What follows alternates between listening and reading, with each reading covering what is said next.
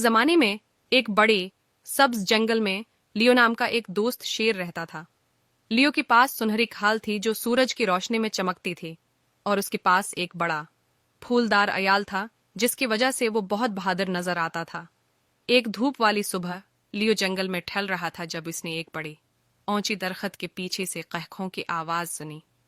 मुतजस्सिस होकर उसने दरख्त की गर्द झांका और दो छोटी बच्चों को एक साथ खेलती देखा।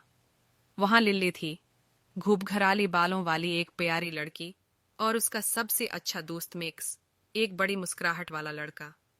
लियो जंगल में बच्चों को देखकर हैरान हुआ, लेकिन वो खुश भी था। इसी नई दोस्त बनाना पसंद था। तो इसने लिल्ली और मिक्स के पास पेड़ बढ़ाया। इसकी बड़ी बड़ी पंजी जमीन पर नर्म थप्पड़ बनाती हैं। हिलो लियो, लिल्ली ने हैरत से आंखें फाड़ कर कहा। हिलो वहां, मेकस लहराया। लियो ने एक दोस्ताना धाड़ दी, लेकिन ये कोई खौफनाक धाड़ नहीं थी। ये एक खुशकिन धाड़ थे जो एक बड़ी दोस्ताना पुड़ की तरह लग रही थी। लिल्ली और मेकस ने कहका लगाया।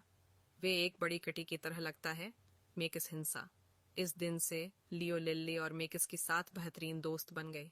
वो ऊंची घास में छप छपाती खेलती, पत्थरों पर चढ़ाती और ठंडी नदी में छलकती।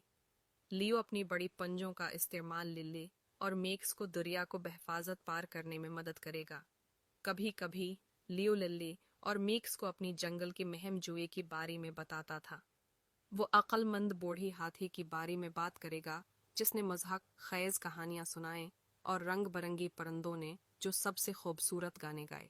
एक दिन जब आसमान सरमी हो गया और बारिश शुरू हो गई, लियो ने उनके लिए खुश्क रहने के लिए एक बड़ी आरामदह गार तलाश की। लिल्ली, मीक्स और लियो अकठी हो गई और कहानियां शेयर की जबकि बारिश की बूंदें बाहर पत्तों पर नरम दहने बजा रही थीं। जैसे जैसे साल गुजरती गई, लिल्ली, मीक्स और लियो बेहतरीन दोस्त रहे। उन्होंने मिलकर जंगल के हर कोने का जायजा लिया और उनकी हिंसी दरख्तों में गूंज रही थी। लियो उनका मुहाफिज था और लिल्ली और मेक्स उसकी दोस्त थी। और इस तरह बड़ी सब्ज जंगल में एक बहादुर शेर